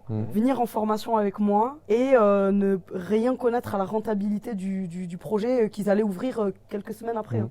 C'était déjà en travaux, c'était signé, etc. Et ils attendaient justement de voir en formation la rentabilité. Ça lunaire de signer parce que tu investis quand même beaucoup d'argent. C'est une lunaire c'est- de la part du franchisé et du franchiseur. Les deux, les deux. Beaucoup de Mais franchises c'était qui- ouais. dans le feu du truc. Ouais, ouais. Et je me disais, tu peux pas déposer autant d'argent en te disant bah ça va marcher parce que c'est la marque du moment et que ça marche. Ça peut ou pas marcher. Hein. Après c'est pas des fois voilà, mais En fait, il faut faire un mais- travail d'analyse déjà au préalable. Aller voir les franchisés parce Ouais. que. il y a une responsabilité du franchiseur aussi, de transparence. Non, mais moi je dis, si tu veux ouvrir une franchise, va voir les franchisés, va pas voir le franchiseur. C'est Ouais. exactement ça. Parce que le franchisé, s'il est content, il va te le dire. S'il est pas content, il va te le dire. Exactement. Les franchiseurs, c'est toujours tout beau, tout rose. Ouais. Ouais, j'ai le meilleur modèle économique, Ouais. ça marche, ça cartonne, il va te montrer que les meilleurs chiffres et derrière, il va te cacher C'est vrai. les problématiques. Donc, va voir les franchisés, fais le tour de tous les franchisés, prends le temps de discuter avec eux et s'ils sont pas contents, ils vont te le dire. La franchise, c'est juste une entreprise qui vient te manger une part de ton bénéfice. Ça aussi, Mais c'est une chose qu'on entend souvent. Les franchises. Bah là, Ah. c'est dans le sens inverse. Après ça, je l'ai connu dans mes expériences. En fait, sans la franchise, il n'y a pas de bénéfice tout court. Ça veut dire qu'aujourd'hui, la franchise, c'est un accélérateur de développement. D'accord. Tu prends une franchise parce qu'il y a une notoriété, parce qu'il y a une réussite qui a été prouvée et parce que tu vas gagner 2 ans de ton temps en te lançant avec une franchise. C'est sûr qu'aujourd'hui, les franchises, elles prennent un pourcentage sur ton chiffre d'affaires, mais il ne faut pas regarder ce qu'ils prennent, regarde plutôt ce que toi, tu gagnes. Et ça, j'ai eu le cas avec plusieurs personnes. Ce qu'ils prennent, pour moi, c'est normal. Ils t'apportent un savoir-faire, ils t'apportent un concept. Il y a l'animation réseau, il y a toute la partie recherche et Communication. développement, il y a toute la partie communication, il y a tout un travail qui est fait par le franchiseur qui mérite rémunération. Mais Ouais. c'est le but de la franchise, de toute façon. Tout le monde, c'est normal. Pour moi, à partir du moment où c'est un système gagnant, Mais ça, c'est des C'est choses que important. j'ai déjà entendues, moi, pareil, de manière informelle, des gens dire non, moi, je préfère lancer mon concept seul, tu prends plus de risques. Mais au moins, je ne dois pas donner tous les mois tant de pourcents à un franchiseur. c'est un choix. Parce qu'après, quand tu es franchiseur, tu prends aussi une responsabilité dans ce que tu as dit, tu vois. Si tu rémunères, tu as une équipe, etc., tu as des animateurs. Mais souvent, et ça, je l'ai énormément vu, et je pense que vous aussi, des franchisés qui se disent, bah, comme je donne tant et que ça fait un trou tous les mois dans mon bénéfice, etc., je suis très exigeant envers le franchiseur. Et c'est vrai que là, le franchiseur, il a la responsabilité d'être irréprochable pour pouvoir, entre guillemets, taper sur les doigts de ses franchisés quand il y a des choses qui vont pas dans le sens de l'image de marque, etc. Après, Du non-respect des règles. Après, l'autre fois, on a entendu un franchisé nous dire, moi, je ne paye plus les redevances Ouais, marketing j'ai à mon aussi. mon franchiseur parce qu'il n'y a plus de communication. Donc oui, là, ça Une justifie. responsabilité. Oui, être indépendant, c'est bien dans le sens où tu as plus de flexibilité. Mhm. Alors, ta carte, les choses évoluent rapidement, tu as cette flexibilité de pouvoir changer ta carte, etc. Avec un réseau de franchise, donc ça met un peu plus de temps. Mais la franchise, quand tu arrives en franchise, tu as une visibilité que tu n'as pas quand tu commences Exactement. en solo. Même T'es logiquement, accompagné, même au niveau des achats, tout est négocié en amont. Il y a tout ce travail-là qui dure des années. Et je sais de quoi j'en parle. Je sais de quoi je parle parce que je l'ai vécu ce truc-là. C'est un travail monstre pour devenir franchiseur. C'est un travail monstre. Donc tout ce travail-là mérite une Après, il y a une statistique aussi qui est parlante, c'est que 80% des franchises, elles sont toujours là au bout de 5 ans, alors que dans les indépendants, il y a plus de la moitié qui ferment dans les 24 mois, tu vois. Donc, t'as pas la même force en franchise que Après, je peux en tant comprendre aussi qu'indépendant. l'histoire de ce qu'il dit au niveau de l'indépendant. Ça dépend sur quelle franchise tu tombes. Parce qu'aujourd'hui, il y a des franchises qui se disent franchises, mais qui ne sont pas structurées en franchise, malheureusement. Ça, il y en a de plus en plus. On passe au tweet suivant. Travailler dans le fast-food. C'est dur et mal. Travailler dans le fast-food, c'est dur et mal payé, oui. Et ouais, c'est une réalité. Tout à l'heure, on parlait d'un sujet important. Quand on parle de turnover dans la restauration, c'est des métiers aujourd'hui, restauration, hôtellerie, qui sont en tension. C'est compliqué. Et là, on est au cœur de la problématique formation. Et je pense que dans la formation a une carte à jouer là, sur cette problématique du turnover. Quand tu as une équipe, quand tu as un restaurant, je sais que tu as la grosse sur la patate. Non, mais je les comprends et je suis d'accord avec toi. Ouais. C'est Moi, je suis très l'expérience, c'est ce qu'on sensible à appelle ça. l'expérience collaborateur. Si tu veux qu'il y ait moins de turnover, il faut que la personne qui vient travailler chez toi, il faut qu'elle ait une visibilité, il faut qu'il y ait un projet derrière tout ça. C'est pas juste tu viens, tu fais ça, tu fais ça, tu fais ça. Il n'y a rien d'emballant. En fait, il y a un monde entre le chef d'entreprise et qui a aussi des fois toujours été chef d'entreprise et le monde du salariat, et surtout dans ces métiers-là où c'est compliqué. Et les deux vivent deux réalités totalement différentes. Je comprends, et c'est pour ça que ça a été trop intéressant pour moi de travailler dans la formation dans la restauration rapide, parce que j'ai connu les deux. J'ai été au milieu entre les deux. Et quand on fait des ouvertures de restaurants, tu as envie que le client, donc le restaurateur, soit content du travail qui a été effectué.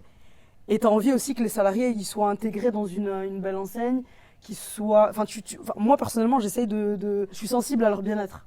Parce que c'est peut-être subjectif, parce que je l'ai vécu ou pas. C'est surtout en fait contre-productif. Enfin, c'est productif justement si tes salariés ils sont bien et tu arrives à les garder le plus longtemps possible dans une entreprise. Ça coûte cher de recruter, de reformer, pardon. C'est compliqué à gérer. Il y a tellement de choses à dire sur ce sujet que je pense qu'on peut faire toute une émission de podcast là-dessus. Bah pour finir, il y a une phrase qui dit prends soin de tes salariés, prendre soin de ton entreprise. Ouais. Donc, exactement. si y a pas Mais il faut trouver le juste milieu aussi, parce qu'aujourd'hui, il y a beaucoup de choses, mais ouais. Après, c'est le management, c'est tout ça qui rentre en compte. C'est ça. Si tu as beaucoup de turnover, à un moment donné, pose-toi la question en tant que C'est toi, chef d'entreprise, est-ce que tu as les capacités de manager, d'avoir un leadership, de fédérer une équipe avec toi? Ou si tu as un turnover qui est régulier, est-ce que tu n'es pas fait pour ça et mets quelqu'un qui a les compétences pour driver et gérer ton équipe? Exactement. J'ai l'impression que quand j'y pensais là, ces derniers jours, je me disais, mais je sais pas qu'est-ce qu'on va raconter, Grave. qu'est-ce que je vais raconter et tout. Mais là, j'ai l'impression que j'ai même pas encore raconté un quart de ce que je voulais raconter. Il y a plein de choses à dire en vrai. La dernière, du coup, le monde du fast-food est en train de mourir. Alors, pas du tout. C'est le contraire. Ok. C'est le contraire. Hier, on était avec un restaurateur, un vrai restaurateur, qui nous dit qu'il a perdu 30% de son chiffre d'affaires sur les 6 derniers mois. Et je dirais même plus que ça. Le constat, c'est que tous les restaurants traditionnels, ils ont explosé en termes de prix. Les gens, ils peuvent plus se permettre de se faire un restaurant par semaine comme ils faisaient avant. Voilà. Et du coup, ce qui se passe, c'est que les fast-food et les fast casual, de façon globale, ils ont récupéré toute la clientèle. Il y a aussi un autre constat, c'est que les fast-food, ils ont monté en gamme. C'est qu'aujourd'hui, tu as beaucoup de concepts qui essaient de se différencier, que ce soit par le cadre ou par le concept ou par la carte, etc. Ils ont vraiment évolué en termes de qualité, en termes de service aussi. Et donc, ils grattent de plus en plus de parts de marché aux restaurants traditionnels classiques. Et ça reste beaucoup plus abordable qu'un restaurant traditionnel classique. Aujourd'hui, tu es à deux, tu veux te faire un resto classique, tu en as pour au minimum, entre plat dessert, tu en as pour plus de 100 balles, à deux. Donc, alors qu'un fast-food... Il y a de moins en moins de gens qui peuvent se le permettre. Ça va être il y a une polémique en ce moment qui tourne avec les box du peuple. entre guillemets. Ça, m'en parle pas. Enfin, on ne lance pas dans le délire. Hein. C'est quoi les box du Non, peuple laisse tomber, genre toi aussi, tu fais que Non, mais ça, c'est encore une autre histoire. C'est une Mais autre je suis- histoire. voilà, pour moi, en tout cas, ma position par rapport. En fait, les Box box du du peuple, excuse-moi de te Vas-y, couper, c'est vas-y. qu'ils ont une prise de conscience, les mecs. Ouais. Les Quoi, box du peuple, du c'est des peuple, box à 10 balles, à 10 euros, mais ils te mettent quasiment toute la carte. dedans. T'as 2 sandwichs, 15 tenders. Ouais. Là où avant, ça te coûtait 25-30 balles, aujourd'hui, ça te coûte 10 balles pour le même prix, tu vois. Ils ont pas lancé un peu une mode où il y en a plusieurs Ouais, qui ont fait mais le truc à 10 pourquoi euros je n'aime pas ça, pour être clair.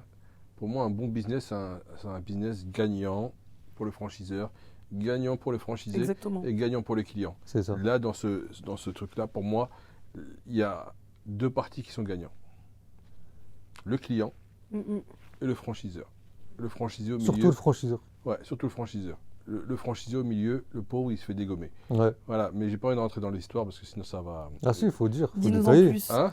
Pourquoi le franchiseur il est Tu veux gagnant me Non, Osez, pourquoi André Hein Il y a Évident. certaines personnes qui ont lancé ce truc-là, qui sont à la fois grossistes alimentaires, à la fois franchiseurs. D'accord. Donc le grossiste alimentaire va Ouais, vendre. il est doublement gagnant, quoi. Donc déjà, en termes de marge, bah, il marge le gars. Il a minimum 20 points quand il revend à son franchisé. Bon, on va dire 15 points. Mais... Ouais, 15 points. Ça reste vas-y, déjà 15 points. Ouais, 15 points.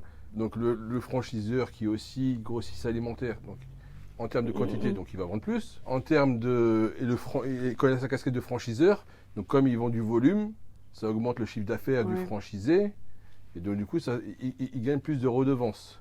Mais de l'autre côté, tu as le franchisé qui a une marge qui est quasi nulle. Ouais. Quasi nulle. D'accord. Le client, il est content, mais finalement, moi, c'est pas bon. Pour moi, je trouve pas ça bon. Et aussi vis-à-vis des autres, même s'il y a la concurrence, mais il y a la concurrence et concurrence. Il faut. Ouais, pour moi, il y a une éthique à respecter. En fait, tu peux pas casser. En fait, tu es condamné à faire du chiffre. Parce que si tu fais pas de volume, ta marge, comme elle est très faible, si tu n'as pas le volume qui compense Exactement. ta Ce que perte j'allais de dire, marge, t'es mort. T'es mort dans le film. Ce que j'allais dire, mais justement, ce genre d'offres qui sont médiatisées, qui servent aussi dans la communication, ça permet d'attirer plus de volume, comme tu Plus de disais. volume. Est-ce que ça compense? Est-ce que pour toi, ça peut compenser justement pour le franchisé cette non-rentabilité? En fait, il fait plus, il fait plus de travail pour C'est au risqué. final le même résultat qu'avant. Ouais. Tu vois ce que je veux dire? Donc le franchisé, il va investir en masse salariale, c'est de l'énergie, c'est du temps, etc. pour gagner ce qu'il gagnait avant en Tu pouvais faisant gagner avant, beaucoup ouais. moins de chiffre d'affaires. Et à côté de ça, il va casser des business. Bref, on m'avait chauffé là. Ouais. Dis-nous en plus. On va commencer à balancer des noms. On va balancer des noms. On a des comptes à régler. Dédicace à mes ennemis. Mhm. Histoire de. Moi, j'en veux contre personne, ni quoi que ce soit, chacun fait ce qu'il veut. Mais il y a des règles. En fait, il Il y faut a des règles. expliquer parce que ce que tu vois. Ouais, le métier de restaurateur, déjà, il est dur. Ouais. Tu vois, et le fait de ne pas être. Ça, c'est de la concurrence pour moi déloyale, même si aux yeux de la loi, c'est pas Ça en déloyal. est pas, ouais. Mais on ne joue pas tous avec les mêmes armes. Et quand tu vois un mec qui est passionné. En fait, voilà, moi, ce qui me dérange aujourd'hui dans le monde de la food, c'est les mythos. On va faire un podcast spécial des mythos. Ah non, mais c'est vrai, il faut que j'en parle, vous m'avez chauffé. Là. Les mythos, les voleurs. Hein Les mythos, les voleurs, Non, mais les ça, gens des. il faut, On des peut fois- aller loin. Non, on parlera, mais voilà, moi j'aime quand la concurrence elle est loyale. J'ai un truc que j'aimerais bien te poser une question. Si tu étais à la place d'un franchisé comme ça, qui a cette possibilité de lancer une box à 10 euros, ou d'un franchiseur qui a la possibilité de marger sur son franchisé, voilà, est-ce que tu l'aurais fait? Non, Parce que dans ta réalité, Non, est-ce que non, tu t'es non, arrêté en te non. disant non, moi j'ai une éthique, non. machin et tout. Peut-être qu'ils vivent une réalité, des difficultés qui font que dans leur histoire de franchise, ils ont besoin à ce moment-là de faire cette box à 10 euros et peut-être qu'ils le voient pas comme de la concurrence déloyale, enfin une espèce de concurrence Non, déloyale et ils se disent je le fais. Au contraire, on va peut-être lancer des trucs. Tu vois le mindset de Quand c'est chaque un personne, il produit peut être d'appel, différent. moi je suis pas contre le produit d'appel, comme ils font McDo, etc. C'est un produit d'appel. Ok. Mais quand tu fais de ton business Un produit d'appel. un produit d'appel, non. Ouais. Je suis C'est contre. comme Domino's qui faisait le mardi fou. Le mardi fou, etc. Après, c'est devenu jeudi fou. Après, c'est devenu La toute la semaine semaine. folle. Maintenant, Ouais. c'est toute Et en fait- toute la vie, ils sont devenus fous. Et en fait, ce qui se passe, c'est que. Ils ont fini par devenir fous tout Ils court. ont tous, ils ont tous serré. Mais j'ai parlé avec des franchisés Domino's. Ils Ouais. m'ont dit, mais en fait, on travaille pour rien. Bah ouais, c'est ça. Et pour moi, Aujourd'hui, comme on je fait le répète, 80% de notre chiffre d'affaires sur des promotions. je le répète, Tu pour moi, vois. le vrai Ouais. business, c'est gagnant, gagnant, gagnant. C'est Mm. tout. S'il n'y a pas ça, Je suis d'accord. Moi, surtout quand je suis franchiseur, j'ai une responsabilité vis-à-vis de mon franchisé. Je veux qu'il gagne. Parce que je sais ce que c'est. Je sais ce que c'est. Les mecs, ils ont investi leur vie, leur famille, ils les ont impliqués. Donc tu peux pas jouer avec ça et te faire de l'argent derrière leur dos. Voilà. Non, ça marche pas comme ça. On va voir une punchline qui va s'afficher sur l'écran derrière. Il va falloir qu'on devine à qui elle fait référence. Vas-y. C'est parti. Qui a dit ça? Tout est C'est possible. possible à qui repose sans rien avoir Ah ouais. Moi, je sais. Moi aussi. Ah ouais. Moi aussi. Ouais. Vas-y. Ouais. C'est moi ça. C'est toi? Ouais. Mais pas du tout, c'est ce qu'il y a. C'est écrit quoi? C'est derrière mon bureau. Son là. tableau qui Il y a prend mon la tableau. poussière derrière là, il y a écrit. Ouais, tu vois, il a pris trop de poussière ton tableau. Mais ça, je crois que c'est toi, c'est parce que tu y crois. C'est moi, ouais. Oui, moi Non, mais aussi. c'est vrai. Moi j'ai un mindset à l'américaine, donc Ok, Ah ouais, c'est dis-nous important. en plus. c'est ça. Hein. Bah, tu as vu ce tableau-là avec le bureau, Méritocratie. là. Ouais. Tout est possible à qui rêve. Ça, je l'avais Exactement. mis dans les restaurants Brothers. En fait, il y avait un message. En fait, je voulais faire passer un message au niveau des jeunes aussi. Ouais. Il y avait ouais. beaucoup de messages comme ça Mm. qui avaient pour but aussi de les faire, non pas rêver, mais leur faire Y prendre croire. conscience qu'on peut y croire. Moi, je suis un mec je suis un mec d'une famille modeste, tu vois. Je suis pas.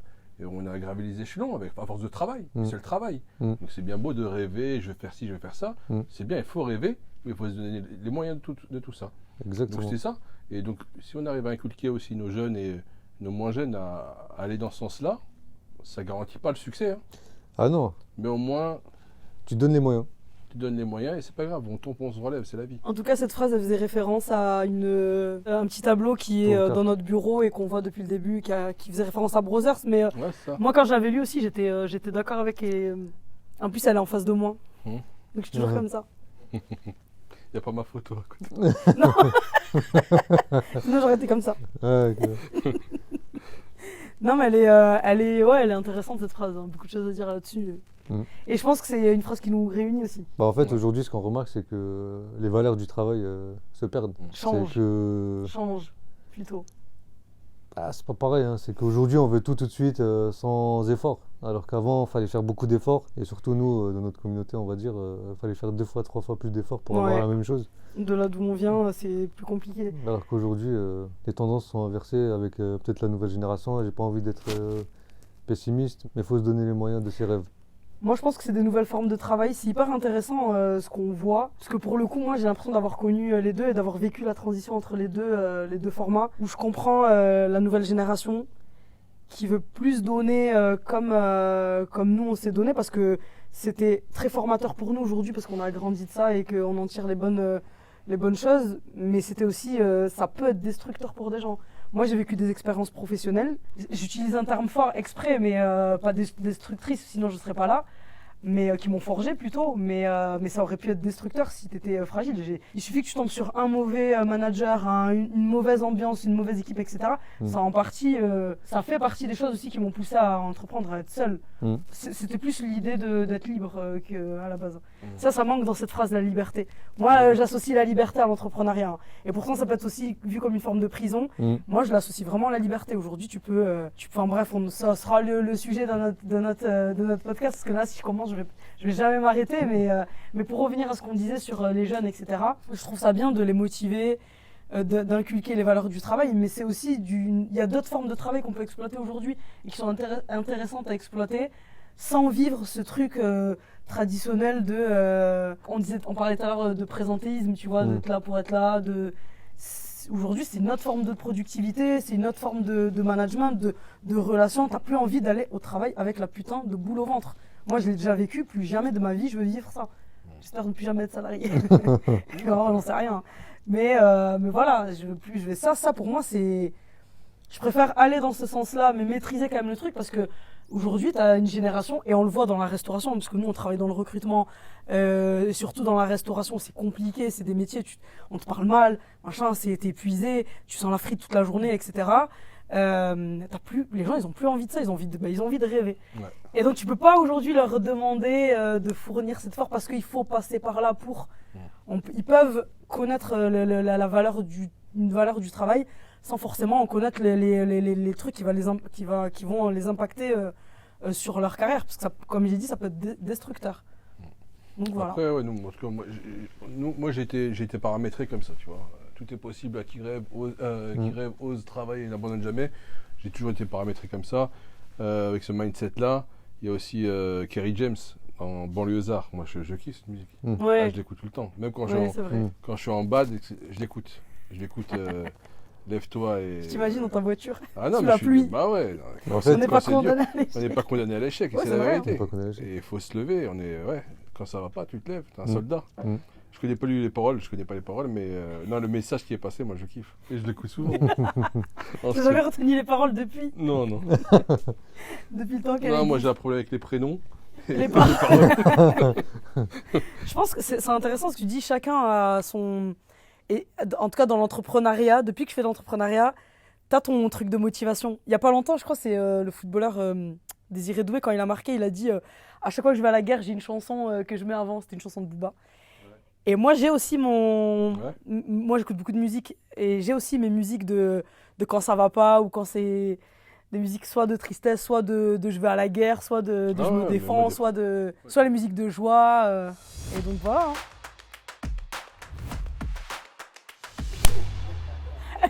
Elles sont dégueulasses. Elles sont horribles. C'est mes pantoufles.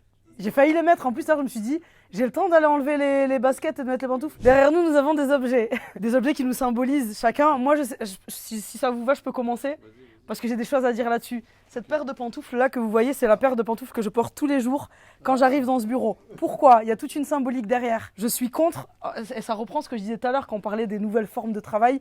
Je suis contre les formes de travail traditionnelles où tu n'étais pas à l'aise dans tes habits toute la journée de 9h à 18h. Tu prends le métro, t'as chaud. Ah non, tout ça, je veux plus. Maintenant, j'arrive, je mets les trucs. J'arrive en survêt déjà. J'arrive en tenue tranquille, pépère. À part quand on a des rendez-vous. Non, je plaisante. En réalité, ouais, c'est être à l'aise au travail, c'est hyper important. Je vous dis ça aussi à vous. Hein. Moi, pour moi, c'est hyper important quand on a des rendez-vous, des choses, etc. Non, j'ai pas compris. La première fois que j'ai vu les pantoufles, j'ai dit d'où ça sort ça. Non. Il y en a qui moi. dorment ici ou quoi? Je vous ai pas dit, je dors là tous les soirs. Il y en a qui dorment ici ou quoi? Non, parce mais que t'as ouais, raison. non, c'est important d'être à l'aise au travail. Moi, mais tu sais, ça fait partie des raisons. Mine de rien, c'est rien, hein, j'en parle comme ça en rigolant, mais mine de rien, ça fait partie des raisons. Quand alors je parlais de liberté et d'entrepreneuriat, je te jure que c'est un lien direct. Pour moi, c'est t'es entrepreneur, t'as plus à suivre tous les codes là de l'entreprise de merde là que je.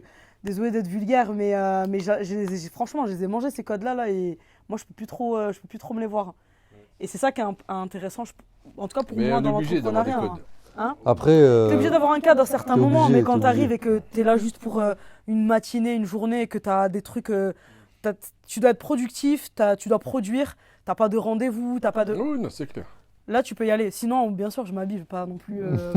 Bientôt, vous allez me voir arriver en pyjama. Non, mais par exemple, je viens souvent le week-end parce que j'habite pas très loin, donc je viens le week-end. Il y a personne ici et je suis à l'aise, c'est calme. Tu vois, en fait, on parlait de productivité, mais des fois, sur les horaires traditionnels, t'es moins productif que. Ouais, bah Moi, oui. je sais que le soir, des fois, je travaille, je suis Est-ce productif. qu'avec tes Au milieu de la pantoufles, t'es nuit. plus important? Plus productif avec les pantoufles. Avec Je vais des me pantoufles floquer des pantoufles bridge bientôt, vous allez Être à l'aise. checker. Et je vais vous les offrir aussi, voilà. C'est pour moi, c'est cadeau. Nabil, C'est cadeau. Hein, moi, je sais pas qu'est-ce qu'il y a. C'est quoi l'objet? ton petit verre de café, je crois, non? Cette tasse de café. Tu sais quoi? Tu sais qu'à la base, je bois pas de café. Ah ouais? J'ai commencé à boire mon premier café, je l'ai pris à 37 ans. Ah ouais. Moi, c'était je 11. détestais le café. C'était à Pourquoi? 10 ans, je crois. Mais Mon ouais. premier café, c'était à 10 ans. Mais toi, t'es un drogué de café, hein. Dans le Lui, c'est un développement, drogué de café. Putain, je sais pas, j'entends. tu veux l'anecdote? Dans le développement de la franchise Brothers, donc on avait développé le café. Le café. Ah oui, ouais, c'est ok. vrai. goûter. C'est Et vrai. donc, T'avais une vraie machine à café. Ouais. ouais, j'ai une grosse machine. Et donc, pour sélectionner les fournisseurs, il fallait goûter. Mais je détestais le café. Ouais. On m'a dit non, mais t'as pas le choix, il faut que tu goûtes. T'es tombé dedans. Je suis tombé dedans après. T'es Mais après, je suis tombé pas un dedans. gros buveur. Je bois du café. En fait, c'est bureau, ça, je l'assimile au café. Ouais, ouais. Donc quand je vais au bureau, je bois du café, mais à la maison, je ne mets pas de cafetière à la maison. Ah ouais? Même moi, j'en ai une heure, j'en bois T'as pas. pas mal à la tête, t'as pas mal au crâne, rien? Non, j'ai pas mal au crâne. Non. Est-ce que t'es plus à l'aise quand tu bois ton café au bureau?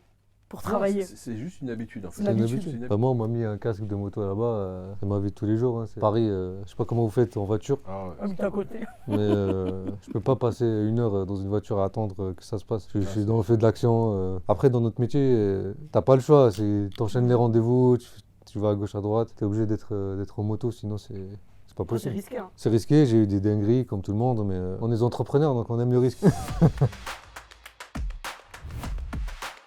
Merci pour cet échange, pour ce podcast. C'était une première pour nous. Du Oui. coup, on était un petit peu stressés, la pression est redescendue. Là, maintenant, on va enchaîner hein, toutes les semaines, tous les mois. Tous les mois, on va enchaîner. Vous êtes prêts? Non, bah, c'est bon, c'est parti. Hein. On a énormément d'idées, de thèmes à aborder parce qu'on a beaucoup de choses à dire, à expliquer. Moi, je vous dis merci Ouais, à... Nous, on a à dire, on a envie de faire passer aussi la parole à certaines personnes qui ont des choses à dire. Oui. Ouais. Tu vois, que ce soit des franchisés, des franchiseurs, des gens qui n'ont rien à voir avec Oui. le monde de l'entrepreneuriat, Des ou bien même entrepreneurs. des salariés. Ouais. Tu vois, il y a un thème qui me tient à cœur, moi, c'est la main-d'œuvre étrangère, les gens qui sont Oui. des Oui. Bangladais, etc.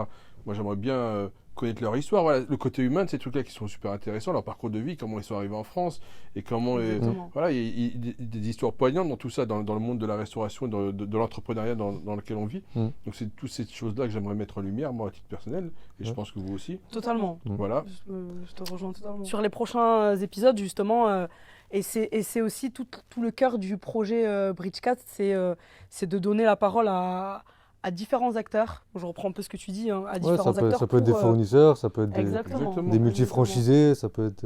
Et de parler tout à l'heure on parlait de réalité, de justement que chacun vienne exposer sa réalité et confronter sa réalité avec celle de notre. Donc il y aura des prochains épisodes qui vont parler, Vous ne pas des. peut-être des épisodes au soleil aussi, Ouais, ce serait. Oui. Ouais, ça serait bien ça. Voilà. Au Mexique Ça par serait bien. exemple. On verra. Hein. Il y a plein de choses qu'on réserve pour la suite. Et moi voilà, je reviens à ce que je disais tout à l'heure, je vous remercie aussi. Je remercie Merci à l'équipe de production. Ouais, voilà. Parce qu'on vous a mis la pression quand même un petit peu. Franchement, c'est C'était top. intéressant. Merci à Own Studio, j'espère que je le prononce bien. L'équipe de la com de Bridge qui a fait un formidable travail.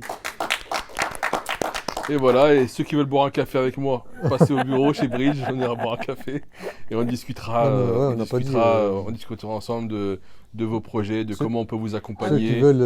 qui veulent être franchiseurs, se lancer en franchise, ceux qui veulent Être accompagné. sur développer la leur formation. business, accélérer leur croissance, ne pas faire les erreurs en étant indépendant, isolé. Nous, on est là pour ça. On peut vous accompagner, vous apporter des solutions et vous aider à avancer Dans sur vos les bons projets, rails, on va ouais. dire, sur les bons rails. Ouais, bon, Exactement. ouais, tout en restant humain, et ça c'est super important pour nous, le côté humain. En tout cas, dans les valeurs de Bridge, l'éthique, le côté humain, c'est en plus des compétences que l'on a qui nous tient à cœur. Donc je regarde la caméra. Donc je Et disais. lui, on dit Ali, moi j'étais comme ça. Je sais plus, je disais. désolé. Il y en a qui croient que je suis Bah ouais, non, mais en gros,